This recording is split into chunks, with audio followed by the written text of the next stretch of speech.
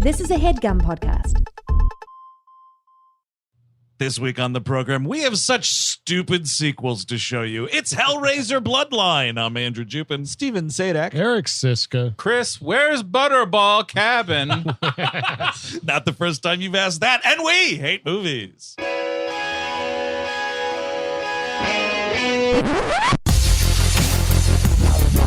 We all go a little mad sometimes. You know, it's Halloween. I guess everyone's entitled to one good scare, huh? Sometimes that is better. Zombies have entered the building. They're at the door. They're coming in. It is time to keep your appointment with the Wicker Man. They're coming to get you, Barbara. He's sick for fuck's sake. You've seen one too many movies. Nah, Sid! Don't you blame the movies! Movies don't create psychos! Movies make psychos more creative!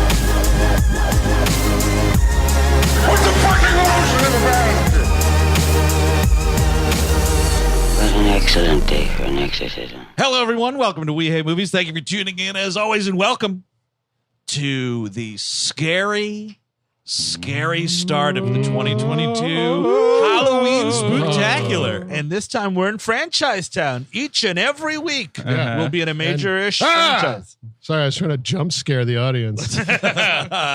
We are kicking things off, of course, with the fourth installment in one of the worst franchises I've ever watched the entirety of. It is Hellraiser Bloodline from 1996, directed by, technically, Kevin Yagher, but we have ourselves, ladies and gentlemen, a real deal, honest to goodness, Alan Smithee. Alan Smithee, my favorite director. I'm so happy to talk about him. I don't think I've ever seen one in the wild like this, because last night it starts and the credits are so bad. They're so like, ba ba ba ba da da da da da da da. And I was like, wow, this is cheap. This is going to be bad. And then, like, you know, all these, like, no-named actors, Ed, Doug Bradley, woof. And then it's like, Ed directed by Alan Smithee. I'm like, holy shit. Yeah, dude, real deal thing here. So this fella, Kevin Yagher, he actually has quite a career as a makeup artist. Yagher. Because as far as his directorial prowess goes, it's this movie and 2 episodes of Tales from the Crypt. Wow. Well, that does make sense because the makeup of this is pretty. That's the one thing you would say is kind of interesting. Yeah, except that they did get a different makeup artist for this because they were like, yeah, Kevin's going to be busy directing the movie and he can't do all of it. I guess he helped with the fucking terrible Cenobite dog or whatever. Oh, ew. But this dude, actually, some pretty interesting makeup work here. Friday the 13th, the final chapter. That was the first movie he ever worked on. Freddy Krueger sequels 2, 3, and 4. The Bill and Ted movies. Mission Impossible 2. Face Off. Like, this guy has had a career and also directed Hellraiser Bloodline. I think that you probably that's like a director jail thing. You fuck over a whole studio because you just refuse to do these reshoots, which, I mean, he was definitely in the right. But this is quite the vision he has here. It just cries off the screen. Well, was there more to the vision? Was stuff cut out that he was unhappy with? I didn't really go through the trivia. I figured Steve would be reading, print it all out and read it on the train. And I'm sitting next to Pete Campbell playing cards while reading the IMDb Tribune. Yes, read from this infinite just size pile of paper you've got They're here. always larger with horror movies. It was a 110-minute cut. There was a lot more French stuff, which makes a ton of sense. There was supposed to be like, this is a great trivia bit where it's like, despite prominent features in many sci-fi and horror mags, there are no what is it called? Cenobites. Not wearing Cenobites. the wigs? Yeah, powdered wig Cenobites, which I was like, I would like to see that. Yeah, that would be nice. Mind, Yeah. I guess. I think that there's an okay movie here that doesn't exist. I think if you cut space out and just make it's the 1796 and 1996 and the building and the French. And 2 is fine. Yes, 2 storylines are fine. Sure, but there is the issue of it looking like fried garbage. That is an issue that is hard to get by, and it's not one of the things where like it's harsh because the stuff is hard. No, for parts of it, I guess, but the rest of it is just overblown light and like it looks like shit. Yeah, it's Amateur Town. Yeah, but it's ambitious Amateur Town because 86 minutes and we have outer space, the French, back in the day, and 1996, my favorite year. I mean, they're packing a lot of story in there. I'll give them that. This space station we start off looks like it's straight out a reboot. Bad space VFX here. But it feels like it could have been like a TV season or something, which is funny. We're doing this because the Hulu Hellraiser, I think it's officially called Hulu Hellraiser. Hulu Hellraiser, yeah, that's what it's called. It's coming out. I'm curious of where that's going to go. Are we going to go to outer space? It looks rad as fuck. I didn't see anything about it. Yeah, I will watch it. I mean, I think the first Hellraiser is really good. Like it's a good movie. Yeah, truly disturbing horror movie. Oh yeah, and the second one's okay, and then the third one's pretty bad but fun. At least it's fun, and there's a budget there. Sure, and we got CD Cenobite. This is just cheap trash acted by like literally really nobody. Did this one get even into theaters? This is the last theatrically released Hellraiser motion picture. Oh no, you solved my lament configuration. I'm banned to DVD. Oh no, forever spending eternity in the back wall of Blockbuster. I must now become Hellraiser Inferno. Banished to physical media. I mean, it does. I gotta say, like this Jason X looks better than this movie. Absolutely, it has just a better visual palette. Because you can't bounce between space. Like I think like if you kept it just French in '96, you're good. Because then it's like, oh wow, the timeline throughout the ages. Jumping all the way to this insane space scenario. I'm like, what is going on? And is this the first one where we're like following the bloodline of the toy maker? That's correct. And if you wanted to do that, like you can do space on its own next time. Exactly. Eric, I'm sorry. It's Toy Maker. Toy Maker. Which is said exactly 500 times in this movie. You're a heartbreaker, toy maker. Where's Actor Stanza with my calzone? I guess the story of this is we start in space and we are following the merchant and or La Marchand family throughout the ages. La Marchand created the toy box, the Cenobite, the Lament configuration in France. There's a bit a lot in the 90s and a very bad tacked on, by the way, framing device in space. Really? Entirety of space was tacked on? No, I called this last night because one thing, this lead actor who's not very good, whatever his name is. Here's the thing. It's hard enough getting good actors to play multiple roles. Yes. Getting nobody to do it 3 times. Even when it's like, listen, dude, you are playing the same guy technically, but it's just like 3 areas of time. And this dude was like, got it. Made absolutely no attempt whatsoever to change these characters. Canada's own Bruce Ramsay. If you watch the movie, in the first scene or the first couple scenes, he's got like a buzz cut, right? Yeah. But in the reshoots, which is the framing device, when he sits down with Rimmer, which we'll get into, sure, and is like, "Oh, let me tell you my story." It's a bad, what do you call it? A taxi driver-esque skin cap with crap on top of it. And you can spot this thing a mile away. Not to mention the wig he is wearing in the 1990s is so fucking bad. That's bad. You can see the fucking glue dripping off his forehead with that wig. A couple of times he's like laying in bed with his wife, and you can tell he's so like, keep it steady, dude. Keep your neck steady. This wig's gonna pop off. I can feel it sliding off his head. Bruce, the wig. Bruce. Oh, we need a wig check? Before we go, we're gonna need a wig check. Yeah, it fell on the floor again. The super glue this time, not just the wet stuff. I want concrete. Mm-hmm. But that's why you hire a makeup guy to direct. He knows grab the fucking concrete there. Because I think it also would have been better. The original was in linear order, so there was no framing device. Yep, it would just go there, and then at the end, it's like, holy shit, it's space. I guess we're doing like Cloud Atlas kind of shit. I guess. Yeah. That's one way to put it. Man. Yeah. This guy does just make you yearn for the gravitas of a Chad Lowe, of any other pretty boy that might have been able. Well, to the motherfucker from this. the last movie, the third one is what's his face from Baby Cakes, isn't it?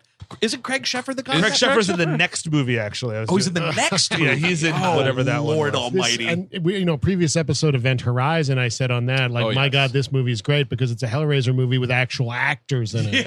Yes, totally. I think part of the reason this structure doesn't work and like the tacked on this makes total sense is because this is essentially what happens. They get a bunch of military people are going onto a space station. The space station Minos might as well be called the garbage hole Minos because there's just trash everywhere. The guy who is in charge of it, who designed it, is the Marchand guy. Yes. The most recent Marchand, the new improved Marchand. Right. Yeah, for 2172 or whatever this year is. We meet him, and he's immediately like trapped Pinhead and like is facing off with him. And then all of a sudden it's like, wait, how about we talk to Rimmer? Yes. Dude, why don't we talk about the French Revolution? I hate this shit where like space marines detain you. That it always happens in outer space. All right, so this is the first thing because I need to break this down because it makes no sense only because they don't tell you anything. Who are these people? Nope. Yeah. Is it the space SWAT team? Why are they coming for this guy? It's vague, alien-esque. The company sent them. Man, we have the balls to do that? I didn't even fucking hear I that heard line. like the company wants this or the company wants that. That's what I heard. The guy, because they hired Marchand to build the space station. I see. And so they're like looking up in their property. He has let everything go to pot. There is shit and piss all over this fucking space station. It looks like absolute hell. It looks like where Bob and all the other guys are hanging out in Twin Peaks in that burnt out room. But it has to look like hell. So when Pinhead finally comes into the area, he's like, "Oh, okay. I wasn't brought anywhere. This looks like my house. Pretty good. This is like Seventh Ring of Hell stuff. Not bad. Wow, they have all my favorite posters all over the wall too. Ooh, alternate casting decision. Because in the first movie you have the great Andrew Robinson, Garrick on Deep Space Nine. Then in the third movie you have Jax Jedediah. Could never do it. Jedediah Dax. Jedediah. You're gonna open a portal to hell. Yeah, seriously. You got her from DS9. Why don't you get fucking Terry Farrell? Terry Farrell. You get Andrew Siddig in there. Keep the DS9 train going, dude. Ooh, smart idea. Yeah, and or Cole Meany would be a lot of fun. Oh, he would be a blast. Oh, he would not. He would not have done this. He's a toy maker in Ireland, maybe. I like where this is I going. think you could yell Jesus. Oh, fucking Hellraiser. No, my love, I have to go. I have to deliver my toy. He opened the fucking box. That would be great. 3 points of Guinness for this stupid fucking box. It would be cool to see someone other than a yuppie square off, you know? Well, that's true. Because this dude does in 1996, this guy, Bob Merchant or whatever his name is, real yuppie. And then the third movie, it's like art yuppies. Yes. Forgot about the art yuppies. That's going to be the problem with Cole Meany is getting because that hair can't change. No, it's like you put a ball cap on that, everybody's just laughing. That's maybe that Kingpin, maybe. That's Bloodline, though. Curly hair runs in his bloodline. Sure. Each one of them has it. Maybe the middle one's blonde. That'd be fun. But that's a good differential between one he has floppy short hair, one he has longer stringy hair, and then he has this stupid fucking ball cap. But I love at the beginning we don't know what's going on at space. We're in Minos.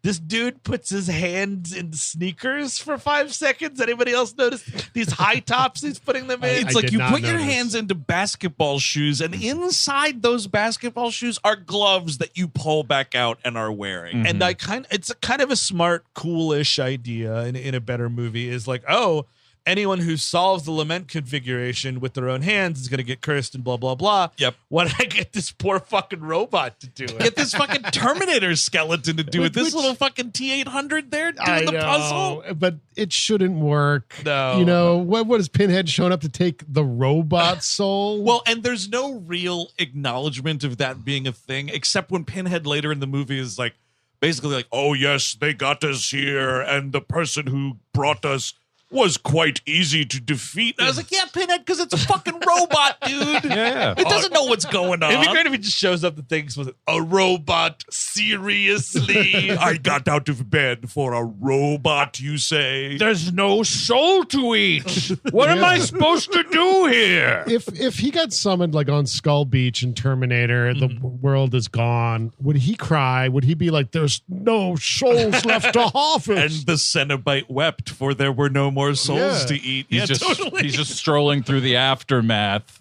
No, but there is Terminator flesh to fuck and to rip and stuff. So that's what he says it's the souls, but he likes the flesh. Here's the thing: if you got Pinhead and his Cenobite buddies, a bunch of those, either like Terminators with the fake skin, or them dudes, the little dummies that the Forged in Fire weirdos always have to cut up and whatnot. Dummies, yeah. It would be like a Cenobite version of like a cat scratch pad. You know, it's like, let me get on this. Look at that little torso I'm carrying up. I'm much less likely to destroy your furniture now that I have this to play with. Oh, honey, get the Cenobite away from the couch. It's scratching that we just got. That Pinhead, get away from there. Could you give me some of my flesh nip? I need some. Could you?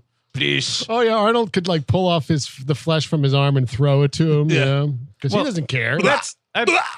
Sorry, flesh ball. Well, that's the thing. Is like I'm not saying he can't keep himself busy in the aftermath where it's all his flesh. Sure. He's got stuff to do, but like his heart's not in it anymore. It's like Chris Rock after Bigger and Blacker. It's just not. Nothing's good anymore. It's just all. It's there's jokes there. I'm not saying there's not jokes. But, oh yes, watch me take a shit in your child's sandbox. Oh yes. So he gets detained by these space marines, and he meets, which is really a Cenobite name. Rimmer is a Cenobite, right? Yep. Mm-hmm. That's what it sounds like. They bring you through hell. They bring you to hell through your asshole. I think. That's right, dude. I mean, honest to Christ. You're writing this screenplay and you're going through the 20th draft. You're the 20th ghostwriter of this fucking thing. Someone call this lady Johansson, please. Rimmer, especially in such a sexual movie. Like I'm just thinking about analingus. I think totally. It's like it's a future name. I think is what they think. Well, in the future, everyone's eating ass. Rimmer, Lingus, you go and take care of the next. God. Played by the seventh most memorable actress in Dazed and Confused, Christine Harnos. There you go. Oh yeah, I was trying to remember, who does she play in the movie? Just one of the women that's like teasing the freshmen and all that stuff. Just part of that crew. I was trying to remember if she was one of the people hanging out with Anthony Rapp. I think she's with the smarter girl. She's her friend, I think. Okay. As far as I'm sorry, I could not get past the Rimmer. Rimmer could that also was really be holding me up. A James Bond name, Oh, Rimmer. Linda Rimmer. Linda Rimmer. Linda Ashley Rimmer, how are you doing? Oh, Rimmer, I'm going to have to keep you very close, my dear. Oh, Rimmer, she got licked. Yeah. That's what he says after that woman falls into a fucking jet After engine. he fucks and kills her, yeah. Oh, Rimmer, you're making my cheeks warm. Pinhead, you're mad. James Bond versus Pinhead would be fun. That's a fucking mashup, dude. So we get the Broccoli estate on that. There's really not much soul here. I got to be honest. And look at these cufflinks, 007. They shoot out holy water. He's very much like Frank Cotton from the first movie, a guy that has had fucked everybody in the world 17 ways from Sunday and is looking for the next horizon. Oh, I just need the next horizon, Pinhead. It's so boring. I saw what you did for that Uncle Frank. Well, yeah, and much like Pinhead, Bond has like different spawns of himself. Yep. Like there's a Roger Moore Bond. Yes. Much like a Butterball. We have such things to fuck you with. George Lazenby is the Angelique, of course. Oh, sure. Yes, totally. The true king who was forced out. But she's like, so what are you doing on this space station by yourself? And again, it's fucking dumb. It's so dumb for this movie, for any Hellraiser movie. This dude is just like, oh, well, sit down, Lieutenant Rimmer. I'm going to tell you a story. And it's like, wait, what? Hold on, Pinhead. I'm going to tell Rimmer what's going on here. You're totally, because like we are being forced to believe that the entire time the rest of this movie is being told to us. So the 1790s part and the 1990s part, Pinhead and the rest of them Cenobites that we see at the end of the movie are just patiently waiting there. Are they not gonna order pizza or anything? We're just going to sit here. I mean, there's not even a TV in this waiting room. I think they're engrossed by the story, you know? Sure, of like, course. oh, tell me this one again. I was there for it. That's the thing. It all wrong. He wasn't there for it, which is cool, like, because Pinhead didn't exist yet in the French era anyway. Which was one of the things Miramax had a problem with, was like, no, you got to get to Pinhead much earlier. See, and that's why he's like 30 minutes. I think in the original it was like 50 minutes or something like that. And that's the problem. Yeah, you know, totally. honestly, we don't need Pinhead in every fucking thing. I know we're gonna have Pinhead in everything. Yes, just like every Star Wars thing has Darth Vader in it now. But can I tell you then, though, the way that your the complaint is angled here, it's possible you will really like some of those later sequels, because those movies are like, we wrote a script for a movie and then somebody bought it and was like, this is going to be a Hellraiser movie. It's basically like you're watching like the video game one, whatever that one is called. Yes. Is like, Hellworld? Yes. We need to do Hellworld. Oh, we certainly will. I want to play the game. But that movie's like, oh, there's this crazy VR thing happening, this game debut, Hellworld, blah, blah, blah, blah. And then in the last 20 minutes, the Cenobites show up because it was just a screenplay about a killer video game system. Yes. And then they put Cenobites to it because someone slapped Hellraiser on it. Is that necessarily better or not? I don't know. Well, no, it would be better if only those stories were any good, but they're all trash also. I also just think, like, you know what? You can defeat Pinhead and we can move on to the next guy. It can't be Pinhead the devil, and that's the hierarchy. No, there's got to be other versions of it, but they're scared, like iconography. They're scared to move on from that. That's what they think is putting butts in seats. Listen, of course it was. That fucking Pinhead dude. I mean, of all the slasher villains and whatever, he was always the guy that I was noticing first in the video store. Sure, he was the dude you're seeing on T-shirts. He's like, dressed up like he's about to have some bondage sex, you know? Oh, that's in every movie. He's like that. The first cover, Hellraiser, the first Hellraiser cover is just iconic. I mean, I see immediately. Yeah, you're right. Posters, fucking T-shirts, everything. So, I mean, I feel like if you were to go and try to do one of these without a Pinhead Cenobite of some kind, get the fuck out of here! That ain't my fucking Hellraiser movie. God damn it! I would just like if we just settled on France here and just really dug in. But, I know it's a cool idea. I think why Pinhead isn't attacking right away and allows Merchant to give him a story is he's still trying to figure out this robot. Like, I think he's like kicking it.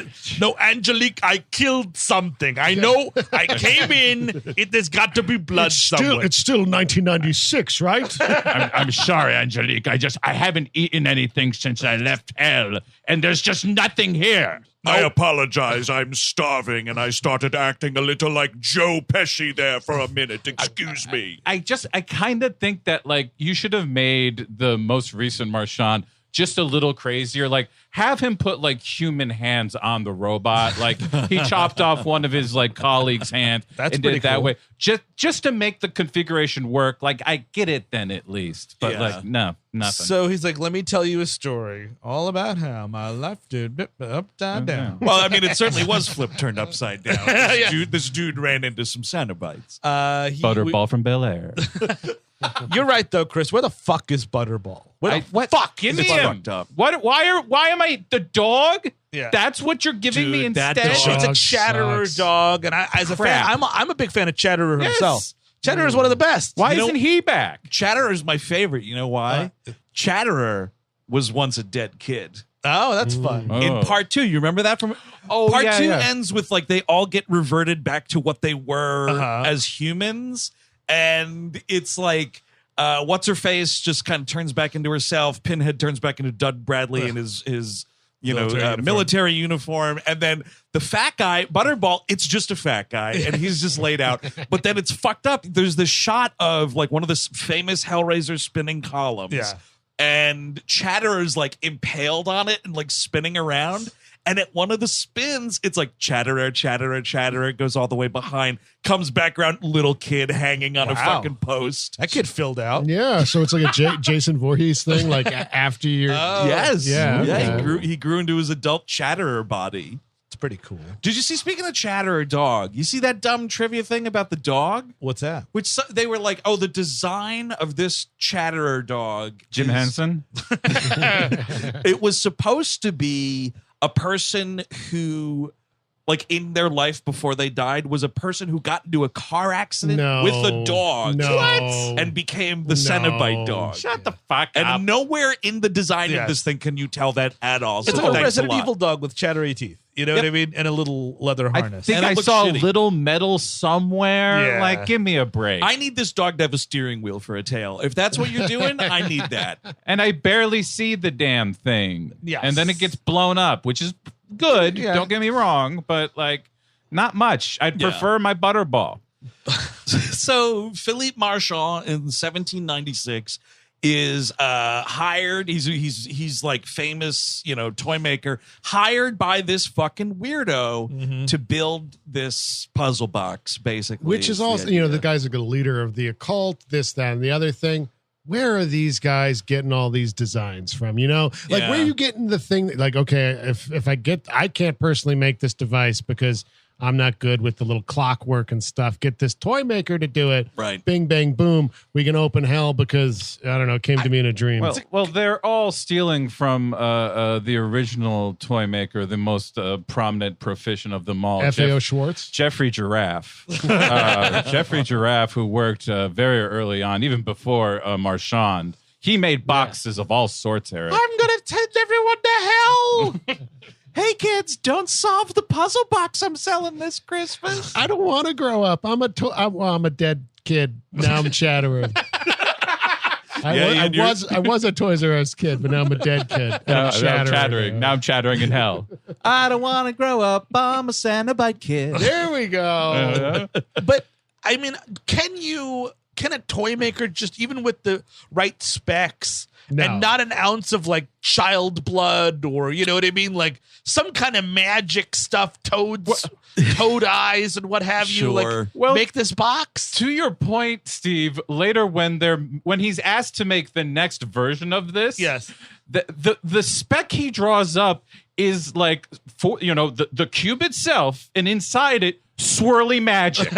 Just a picture of swirly magic. When in the 90s, when we see this diagram from the 1700s, that this guy's hanging over his fucking cubicle in 1996, and it's like, this has been in my family for hundreds of years. Sure. And I hang it above my cubicle at work, so the janitor could just grab it. Right? Yeah, it must be priceless. Wouldn't one of your fucking friends be like, dude? You know what Antiques Roadshow is? Just I think you got a lot of money sitting here. Ooh, this is very desirable. This is from the Marchand collection right after he made the Lament configuration cube. One of those is very pricey. That's one of one. Have you ever heard of Pinhead? No, it's very interesting. He actually has pins all over his head. Have you ever seen one of the update ones when it's just like, oh yeah, this Lament configuration, this diagram, that's worth, you could get about $10,000 for that, and then it's like update. 13,000. No, it's gone down in value. Oh, really? The is when it goes down in value, and it's like now it's 8,000. And then there's like just a ding when it goes up. Yes, Okay. Yeah. You know, this was really sought after in the 1980s, but unfortunately, the desire for the occult is down right now. The market is really weak. See, not many people want to go to hell directly. You know, there was a time when you could use this and you could call up Pinhead and Chatterer, Angelique, and Butterball, but these days you can't get your Chatterers, you can't get your Butterballs. You can only get a Cenobite dog, and that's garbage. So we do have to devalue this slightly. So he makes the thing and he shows it to his wife. He's like, "Look, baby, I did it." This lady, unsupportive of her husband's endeavors. It does nothing. It's just kind of great. Yeah, I mean, famous last words, lady, because this box does everything. But you're right, Steve. It should have been a thing where it's like, all right, I followed all the IKEA instructions here. Exactly. And now, the last step, Well, it's the little cartoon man from IKEA's instructions. He's cutting his hand open, dripping blood all over the box. Well, I'll take that back to Mr. DeLille and have him do that. Thank you very much. Where am I supposed to find an eye newt at this? How? Where am I supposed to find this shit? You're now just thinking of the little IKEA instructions, like one virgin. It's like a happy guy or something like that. They don't provide you with the eye of newt. I would hope they would do something like that. I gotta go find it myself. You're going to need a flat surface to put this box together. It would be interesting if you needed some type of classic witchcraft element, sure, instead of just doing a Rubik's Cube. Yeah, because that's all it is, right? By Pierre de Rubik, the most evil designer of toys. He tricked that generation of kids into thinking that a Rubik's Cube was a fun toy. Malevolent puzzler. Secretly tricking people into doing mass. So he's like, you know what, wife of mine, you'll see when I'm the fucking most famous toy designer in the world. Eat shit. He goes off to deliver it to Mr. DeLille that evening. And here's this fucking dude, powdered wig and all, with his creepy assistant. You guessed it, Adam Scott in his first ever movie. Are we having fun yet? Excellent.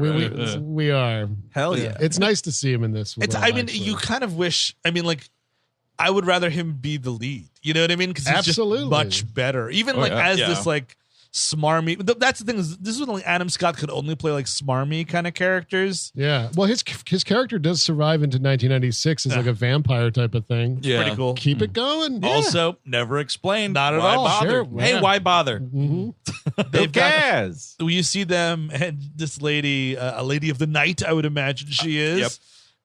She's over and she's like, oh fuck, which one's gonna do what to me? Great. Oh man, he's got the wig on and everything. Oh man, old guy, young guy, some weird stepdad shit. God damn it. And you say she hasn't been christened yet? Oh yeah, that's a weird line. Because it's like now she'll be a good conduit to be taken over by a demon or whatever. But I feel like she was just doing dirty talk. Like, no, I haven't even been christened. I don't have a family either. I haven't washed in days. I'm gonna turn 18 soon. Like she's like 31. Yeah, exactly. I mean, she's a fucking sex worker. She's gonna be telling you what she thinks is turning you on. And to your point, Eric, one way you could do a Hellraiser movie without Pinhead is there are these little notifiers, like little things that such as the chains with the hooks on them. Yep. Sure, which is just something that isn't all this and this. Like immediately you get that from this, big I red guess. flag. Yeah.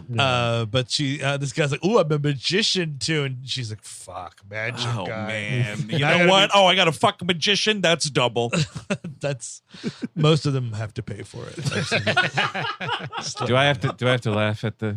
Am I supposed to be surprised? Oh, wow. Oh God, he's doing tricks, but they're also like with jokes. Oh God, it's a magician comedian. Oh fuck.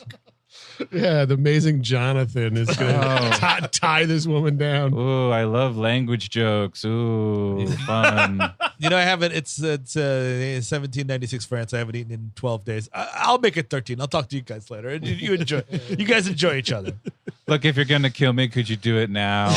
I prefer that to whatever this show is going to be. They kind of just do, right? Yeah. Like they snap her neck. Adam Scott gets her. Yeah, because it's like they start tying her to a chair, and it's like, oh, what's this for? And Adam Scott, king of the creep delivery here. He's like, so you don't bruise. Yeah. And I was like, oh, you're going to do bad things to this lady. These scumbags, these rich motherfuckers, you can't even get this lady like properly high before you do this shit. Like knock her out at all. I guess the suffering is the point. Yeah, this weird old pervert and his young, sexy manservant can't wait to open the doors of hell to have heterosexual sex. That's what these guys have been waiting for. It's going to be great. Just thrilled about it. Fantastic. Well, nobody's fucking this lady, man. They're using it to open a fucking gate to hell. And, Yet. Well, sure. But yeah, Give the it whole 5 idea, minutes. The whole idea is like we'll kill this woman and then use her body as a conduit for a demon to come through. And we are, thank God, all in silhouette, by the way. This magician is instructing Adam Scott in silhouette, like how you fucking flay this body, carefully pulling the skin off. This is Hellraiser stuff. You know, this was cool. Absolutely. I mean, in a cool and a Hellraiser way, in a gross, disgusting. I think if I saw more like just like that, like definitely a skinless body like walking around, like that's, but they're kind of cutting it around this. Well, that's what's kind of unfortunate, right? Because the first two movies, which I did rewatch in anticipation of this, of course, the skinless bodies. Yeah. I mean, it's like a franchise staple. Phenomenal. The third one has one too. You know, I couldn't believe it. Nary a skinless body in this movie. And you don't got to worry about it no more, man. We've been through the bodies exhibit. Kids, right. Fucking kids went to see that shit. You don't got to worry about this nonsense. Kids were having a blast laughing at Chinese dissidents. Dude, I saw the funniest thing on Twitter. Somebody was like, imagine you donate your body to science and this is what they do with it. And it was a picture of the bodies exhibit, and it was two bodies, and one of them was just railing the other one, just and like bent over, fucking the shit out of it. Of course you would do that. Like, oh my God. Why would you do? You can fucking see the body's dick. I mean, it was truly something. You got to know that those like creeps that curate this stuff, like for that sure. carry around them, they're touching those. They're having, those bodies have been worked over. Look, am I sad that we allowed John Waters to guest curate the bodies exhibit in Baltimore? You know, maybe a little bit, but not a lot. They took that skin off because it got so bruised and stuff, you know? Like originally they were probably just supposed to be regular people, dead people. Oh, yeah. But then, you know, they didn't tie it to the chair properly. That's the problem. Got bruised. All right, take the skins off. The one thing you're missing, Andrew, is LeMarchand comes over, is like, hey, like a late night Grubhub guy. It's like 1 a.m, and he's like, hey, dude, here's your box. Well, here's your coins. Now, thank you for bringing that up, because fucking bad move on DeLille and Adam Scott right here. Because, Jacques, you're right. Because, you know, if you're going to be doing a thing where you're killing a woman and flaying her and doing this whole spell and whatnot, think about closing them curtains. That's the thing. What are we doing? This toy maker is standing outside these windows like John Belushi in Animal House. They check their Demonos delivery tracker and see that their limit configuration is on the way. Oh no, I forgot to get Demonos possession insurance. Now the spell is wasted and I've lost $30. Oh crap, I missed 5 goddamn texts from my Demon Dash guy. He said they're out of a special dark Hershey's. I love Demonos. I love Demon Dash. It's all great. 30 minutes or my soul is free. Oh, look at this. Ramos is preparing your soul. Oh, wait. Oh, he's canceling the order. Really? He's just driving my soul around the block. Around the block. Now you were right down front of the house. Now you're going around that. You were right there. All right, you forced me. Now I must use Uber Evil Eats. I do. You're right, Andrew. He gets the money and he's like, oh, what a nice guy. And he kind of like walks by and then he's like, oh, really nice house. Whatever. Oh, wait. Oh, they're skinning a lady alive. Wait a second. They're peeling skin off her back.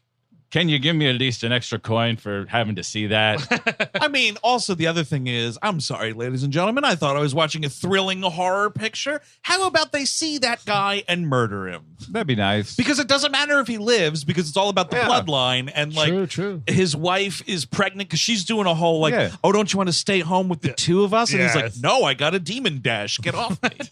I gotta go out in the middle of this fucking rainstorm. I'm a fucking toy maker. It's part of the gig economy. Deliver this box. Your lament configuration's very close. Be sure everyone's wearing a mask so everyone's safe. Notify if you want it to be dropped off somewhere. You still putting a mask on when you get delivery? I try to. Oh, I'm definitely doing it. Yeah. I get it dropped off and then they notify me by text and I go You're out. like, get the fuck away from the door! And I don't get delivery. There you go. So it's DiGiorno all in. That's right. That's right. It's DiMagiorno. Or Tombstone pizza. Tombstone. That's There you classic. go. Dude. What do you want on your tombstone? Pepperoni and cheese. It is done. That's a classic commercial for kids out there. Look up the Tombstone pizza commercials, which all involved capital punishment for some reason. Well, doesn't Paul Demon's Own make their own now? Don't they make pizza too, right? Oh, yeah. Yeah, and every sale, a portion of the proceeds goes to little demons in need. Actually, Papa John's is the most evil, right? Because remember when he was having that breakdown and he's like sweating and he's just like, there will be a reckoning. Yeah, yes. I mean, you don't need to change Papa John's. It's just, we're cool with Papa John Schlatter. Oh my God, even Cenobites wouldn't be in board meetings using that word.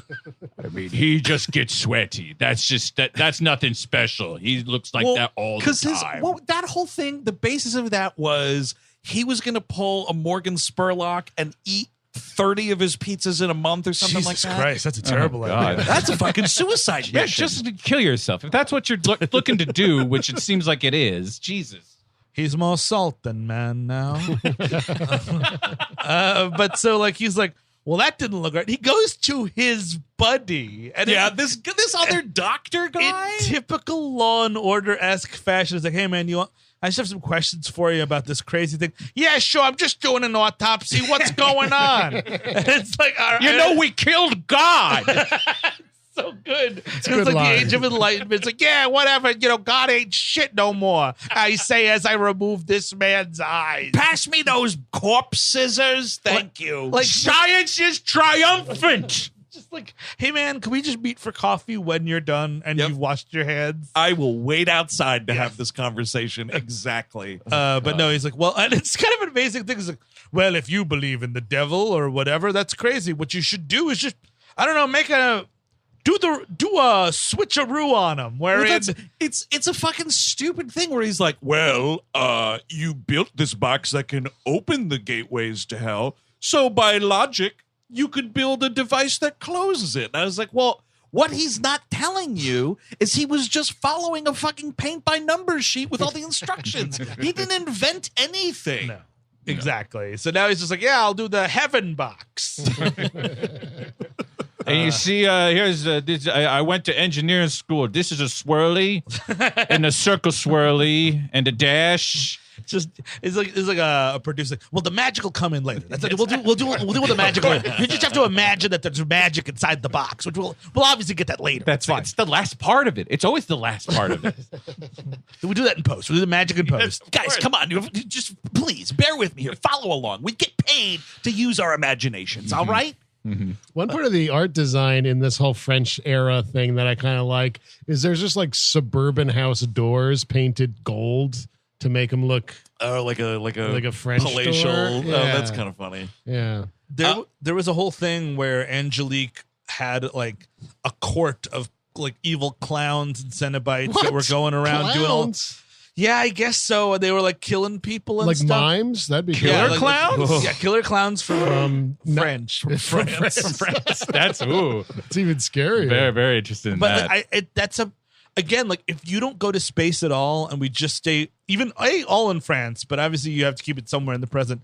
France and present, you've got an okay Hellraiser movie here. Yes, absolutely. Yeah, no, I mean, it would be just as serviceable as all the rest of the sequels, honestly. Well, look at Prey's success this year, right? Yeah, right. Great movie. Drop Cenobites all over time. Let's check that out. That's the move. I think that's cool. I will say the difference, though, and why Prey is really smart in the way that it's set up and in the community that the Predator falls into there is because you're just kind of outside. And, that's true. 1600s outside, in a forest, you can fake that on the cheap. I think having a whole movie set in 18th century France, little on the more expensive that's side. fair. It's Robert E. Lee, right? He's writing home, dearest mother, this war rages on. Sure. Thank you for your care package of this fun toy box that I get to play with. That's now right. Cenobites fucking up the Confederates. Ooh, That'd that be I'd great. watch. And that's actually cheap to make. You just get a couple of those guys that do the reenactments. Exactly. They jump at the chance to be in it. I will enjoy my configuration while I chew on some of your candied tree bark that you make every summer, and I love so much. Yes, this new nation of ours will surely rise. Now I am off to solve this puzzle box. I've studied the cotton gin, the ironclad, and now the puzzle box. On to have a delicious dinner of salted grass and bowl. Last night, Mother, thank you for your puzzle box. I met a proud white man that promised to show me wonderful things, spectacular things. And Mother, let me tell you, he was the whitest man I have ever met. Hey, you can even like have one of those Confederate monuments have Pinhead come out of it or something. Oh, that's what we should do. Yes, go around all the surviving Confederate monuments. Mm-hmm. Just do a little facelift on them fuckers. Make them a bunch of Cenobite monuments. That'd be great. Is there a really fat general for Butterball? Oh, there had to have been. It's like when Beauregard Butterball. Yeah. The horse is about to break under it. Well, it's like, when the Simpsons put the Marge wig on the Jimmy Carter statue. Yeah, it's sure. that. It works. I mean, also to make a fucking statue of Pinhead, all you need is a fucking hammer and some nails, dude. You're good to go. Yeah, fix that right quick. Mm-hmm. Admiral William Chatterer. That's easy enough. Yeah, he was part of the Confederate Navy. Maybe that's part of it, right? The Cenobite's like, okay, we'll help you in the war in exchange for you sign away all their souls of the people you've. Mother, this white man must be of the wardrobe. He puts the pins of the clothing all over his face. I wonder if he can mend my clothing, Mother.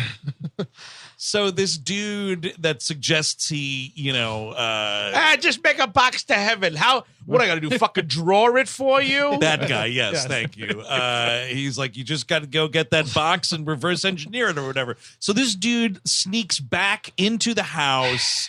And this is like, Angelique's been really fucking nailing Adam Scott. Like, she's fucking him. The old guy's got barbed wire on his throat like a fucking ECW match. One of the biggest crimes of this movie is us not seeing this old man get fucking ripped up. Yes. I need to see this shit. I'm sorry. Like, I know this movie's at like 84 minutes. You could find the time. Up that baby up to 95. I can take it. But like 2 minutes ago, he was like so commanding of this demon presence. Like he who summons the magic commands the magic. That's right. Yeah. And then you have to assume that Adam Scott does a trick on him, but you don't see. You don't see. Sure don't. I mean, there's a line of like, oh, if you get in the way, they get in hell's way, then it'll turn on you. But what the fuck happened? Great question. Whoever summons the magic controls the magic unless you can't get your dick hard. That is right. He who smelt the magic dealt the magic.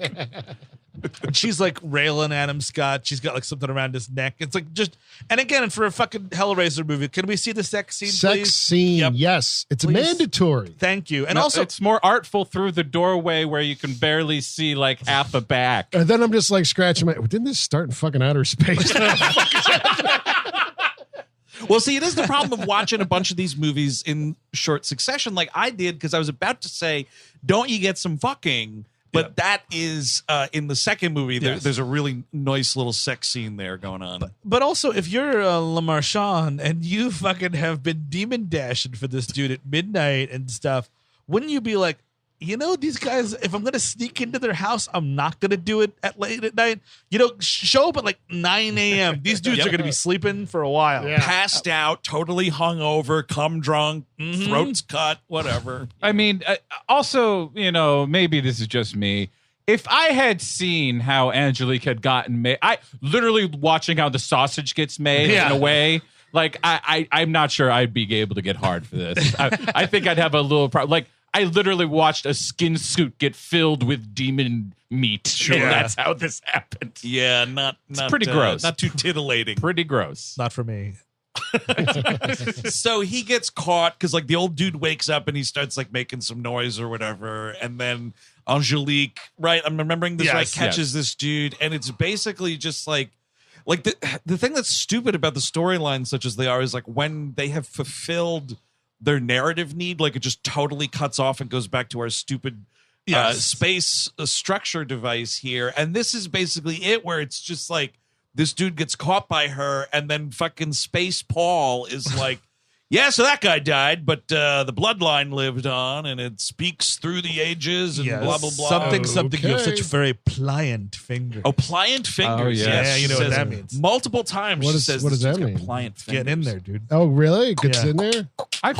I thought that meant she was going to cough his fingers and shove him in his mouth and Yeah. or something. Like I thought it was going to be Hellraiser movie, baby. particularly violent, but it doesn't really happen. The one thing we can't miss, though, is she says very specifically, I am yours to control unless you get in Hell's way. Hell's way. Yeah. Which, I mean, that's so fucking vague. So that's Yes. like, I don't know, if the two of them woke up at the same time in the morning and were both heading for the fucking bathroom and that dude got in before she did, is that getting in Hell's way? Well, the Cenobite lawyer Ballpoint was on this, and he did a number here. He really opened a door. See, Ballpoint was such a ripoff, dude, because he was just Chatterer. They just made the pen clicking noise. They put like a pair of glasses on it that like really does keep sliding off. They just made Chatterer a nerd. This is why communication's so important in relationships. I'd be like, babe, totally you're my sex slave forever. By the way, you're just going to be picking me for 300 years because that's all Adam Scott's getting into. Oh, yeah. And that's awesome. If I ever even kind of get in Hell's way, would you mind telling me? Would you mind just be like, hey, Well, you know, she's just like, what do you feel? How do you think about Italian tonight? Well, you know, I'm not really feeling it. Maybe, you know, French, get back in the... Oh, really? Well, now. I just talked to the devil, and you know what he thought tonight might be good for? Spaghetti. So you're dead. Oh, you wanted to watch that new Maya Hawke movie on Netflix, but I wanted to watch 4 House Hunters in a row. You've got it in Hell's way tonight, sir. Oh, my goodness gracious. I cannot believe my ears. You watched the season finale of Better Call Saul without me and then pretended you hadn't seen it. But then when one part was coming up that was pretty nail-biting, you said, oh, and I said, did you see this? And you said, what? Now you have gotten in Hell's way. Angelique and Adam Scott are looking for a pauper's grave that would fit his body perfectly. Well, we jump ahead to the 90s. It's the now, 90s, right? yeah. Sure. You do see Go 90s. Adams. We meet the new merchant who is an architect because it's the 90s and everyone's an architect. His name Absolutely. is Art Van der Laan. And this Gave is up this the is importing, exporting, and now he's focusing on the architecture. excellent. Yeah, and he's this is the wig factory one. This is the dude in 96. The wig looks the worst. He's got like, it's like copper colored. It's so bad looking. You know what it looks like actually is fucking the hair color that they're giving Mike Dexter in them Twilight movies. Yeah, kind of. Oh, yeah, It was probably like a Val Kilmer stunt wig that they had lying around. It looks like the top of a Duracell battery. They are paying off something that happens in the third movie, which I totally forgot. Remember the last shot of the third movie is that The building. The building. I can't element- believe they brought the building into this. I'm glad. Well, I mean, you It's have something. to. Yeah, but like, then it's got to be more about the building. It should be all Hellraiser about the building. is a movie. Well, because here's the thing: the Hell building. Hell building Hell done. building. I think actually there might already be a Hell building. I'm sure there damn is. it. Oh no, I'm actually thinking of Terror on the 13th Floor with we James go. Brolin. We're It's about a go for hell building.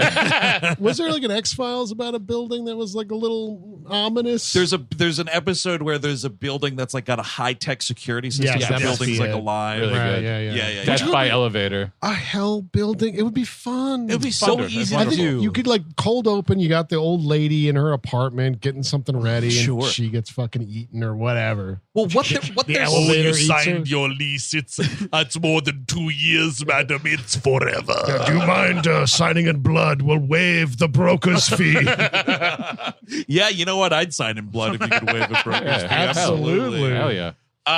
No, but like what they're doing with that building is what they wind up doing with the space station, and Yes. this more than anything is like cut space out of it because Yes. clearly what's going on here is like because the whole thing is like, and Pinhead says this later, the box itself was like an example, a proof of concept of the bigger gateway. Sure. And his whole goal in this movie is to have the big gateway finished so that it can stay open. As it is, they have to all kind of like squeeze ass to ankles through the puzzle box, I guess is the idea.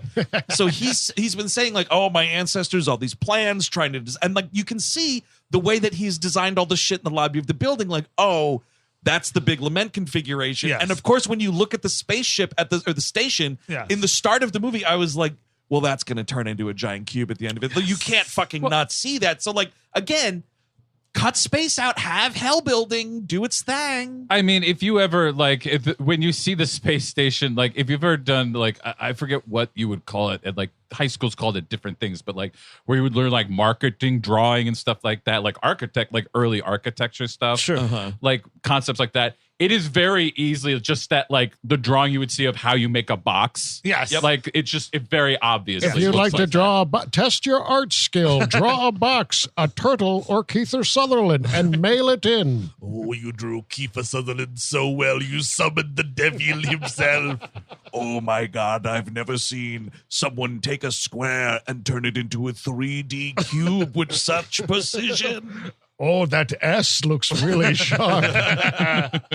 But he's like having like weird nightmares that his wife is like, hey man, why don't you talk to somebody about that, dude? Yeah, totally. Or maybe, you know what? Try getting laid because you're fucking married to the lady from Nightmare on Elm Street 2, and now we're talking. I would call her a dime store Annette O'Toole, but yes. Yeah, Kim Myers is a dime store Annette O'Toole. And you know what, Steve? Sometimes it's okay to find a sale. Sometimes we can only afford the dime store. Yeah, that's true. But I have irrationally had a crush on this woman since I was like 12 years old. It was driving me it nuts ma- it what makes movie sense. she was. And I was like, oh, it's her. But she needs more in this movie. Yep. What Oh, the fuck is she even doing in this movie? They might as well not even be in it. Her and the kid, yeah. The kid functions as bait. Yeah. Kidnap And that's bait, a cool enough idea. Again, like Pinhead's getting into your family. What's the last thing you want? You know what I mean? Like, yeah. But again, we got to fucking deal with Rimmer and fucking the amount everybody loses, because the end of this movie turns into like Hellraiser / Alien, like where you're doing a bunch of kills on a space station. Yeah. But they have to happen so quickly. They're all within like 7 minutes of one It's another. nuts. But so then, he wakes up, and then we see Angelique in France with dingy Adam Scott, who's immortal. And who she's, now looks like an anime villain. He's got this fucking stringy long hair. Well, you know what I was saying though? Because like they cut to you when you're introduced to him, they are fucking, I think, again. And he definitely has Antonio Banderas in Desperado hair. Yeah, a little bit. Yeah, So when you see that worked into a sex scene, I was like, wait, what happened to the movie? Has Desperado? You should take inspiration from Desperado. Fantastic sex scenes. in Desperado. Oh my God. One of the best. Wondrous stuff. Oh yeah. But she's like, I would like to go to America. And he's like, America sucks. And she's like, oh, you've got it in hell's way. Like, oh, fuck, man. God damn it. I say no once in 200 years. Yeah, I mean, listen, your demon wife wants to go on vacation once every few hundred years. Let her go on vacation. Exactly. Go with her. Angelique, if I'm dancing around Hell's Path, give me even that I should know about. Gotta let me know. Dude. I just because I can stop myself. Babe, I'm not a mind reader. I don't know when I'm in hell's way or not. Yeah. So yeah, we get that whole like hell wants to go to America. Cut to the World Trade Center. Well, she murders Adam Scott. Yes, she's like yes, doing with the weird fingers. fingers Yeah. in the face. She has like a demon hand all of a sudden, and she's like poking at his face and then pulls his intestines out. We get like a couple of scratches, and I'm like, all right, he's into that. That's not the But she keeps saying you like it rough. He starts getting all this like marmalade on his face. Yeah. She bites a chunk out of his cheek. Yeah. Like she's like kissing him and shit, and then it's like nom, nom, nom. And then she sticks the finger in the hole. What I love about all this stuff is like, yeah, she bites a chunk out of his cheek, and now his cheek is bigger because of the effects. Like we can't have Tom Savini working on every horror movie. Man, right? I know he's busy. This is beneath him. Oh, absolutely, yeah. So he's dead. Yeah. Cue the World Trade Center, another lament configuration. We're talking about hell building, man. Bunch of magic in there. Our coppered-haired hero is at the Toy Awards of some kind. Am I right? It's like Architect Awards. Oh, yes. Yeah. It was the Toy Awards. No, he's no longer a toy maker. Now he's an architect because he's got to build hell building. Right, And she and Angelique is there, and he becomes too horny to even give his speech. He's like, it's oh my God, everyone was so important to do this. Everyone was really good, and thank you. Goodbye. It was Goodbye. I so gotta go. pathetic because he was just like, Leonardo da Vinci once said, oh my God, is that a devil lady? I gotta go. If anyone's curious what's happening to me right now, have you ever seen The end of Police Academy. You know, I was sitting with Frank Gehry once, and he said, pants! Yes, Leonardo da Vinci once said, titty fuck! I have to go. I have to go now. I'm sorry I yelled titty fuck. I apologize. I have to go. The absolute best part about this is he may as well yell titty fuck and run off that stage. It's a terrible fucking speech, and then you just hear someone in the crowd go, that was a great speech. Like someone yells it out. Did he come in his pants? Damn it. Hey, did you notice that? It looked like he came in his pants. Oh, maybe it's just me. I never saw someone I wasn't fucking have an orgasm. Oh, that's a twitch. Standing up. That's weird to see. But him and his wife go in a limousine. Limousine to this architectural awards dinner, by the way. Wow. You're paying for it. You know, you're treating yourself right. They probably even got a hotel in the city, I bet. You know, like really treating themselves. Well, I mean, also they're living in an insane, like, nonsense apartment. I don't even know. This apartment is the lament configuration. The angles on this I think you have to take the interstellar ship to get to this fucking apartment. Oh, shit, man. I'm in that bookcase at Pinhead. Come get me.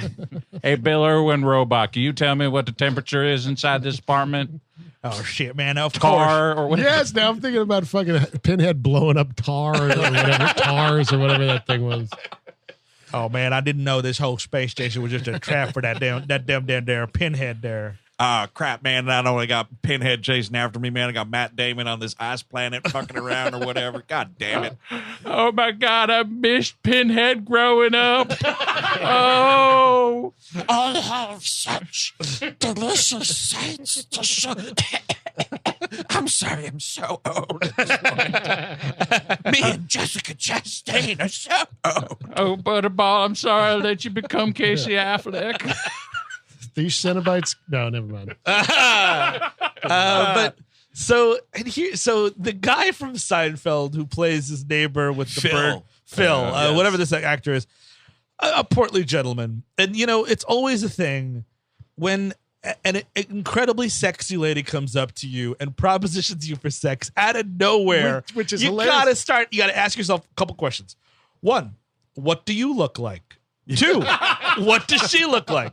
3, what do the people you usually have sex with look like? 4, what do you need to do ordinarily in order to have sex?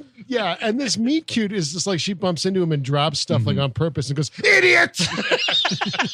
That's his kink, dude. Yeah, fucking yell at me. And then she's like, I want to fuck you in the basement. And he's like, well, that sounds like a great idea. She literally says, I have such sights to show you. Exactly. Like, hey, Phil, you should have seen those last movies, man. And That's it's trouble. so ironic to have this fat guy who spent his life eating devil dogs now eaten by a devil dog. Because he hears that and he's like, well, I'm the stupidest person on earth. Of course I will go and do this. Dude, you go, someone, again, incredibly sexy lady, way out of your league, way out of everything. Not even like you approach her at a bar and you're talking her up, you're making some jokes. No, she's like, I want to fuck you right now in the basement. Best case scenario, you're getting brutally assaulted. Yeah. Best case scenario. That's positive. You're looking on the bright side of life. Yes. That's 4, what do people you have sex with normally look like? And then 5, does this bar have an ATM? Exactly. And she take a personal check by any chance? I owe you. She is like, you know, it'd be really sexy, dude, if you solve this fucking Rubik's Cube for me. And he's like, okay, lady, whatever Wow. you say. Sexy and a nerd. Oh, man. This is the best kind of sex I've ever had. I get to play with a puzzle and then you just do stuff behind me while I don't look. Yeah, I think I almost got it. You looking sexy back there or what? He takes his shirt off, right? Or Yes, he he definitely does, takes yeah. his shirt off. You turn to That's me how and- I solve a Rubik's Cube, man. This is how they have sex in France. You got to do their puzzles first. You turning me into the corpses, baby? Yes, Phil, I'm turning you into the corpses. And then the door is open. But by the way, she gets the limit cube. She punches into a random building. wall in the basement, and it just has it there, which either A, she's got a supernatural sense for where it is, or Yes. B, there's like hundreds of, they're used for insulation here. At the end of the third one, they put it in the cement, I think. Oh, they do? Okay. I'm trying to remember now. Is the third one the one with the column, and it's like the art Yes. gallery. Yeah. Okay, yeah, because it does have the big concrete column at the end of it, and Pinhead and all them do get stuck in it. But I don't know I guess because it's Hellraiser building. She just knows where it is. I think she just has mental power. Pinhead texted me and he told me where to find it. I'm sure she's attracted to the energy of the toy from France. Sure. Joe Flaherty wrote her a letter, delivered a letter from the Old West. Are you Angelique the Cenobite? I got something for you. I have a letter here from a man named Butterball. You know, down at the office, we're all taking bets that you didn't have sights to show us. Well, it's no instructions here. Looks like Butterball's left you a 100-year-old grocery list. My God. Pinhead's alive and is in Lower Manhattan.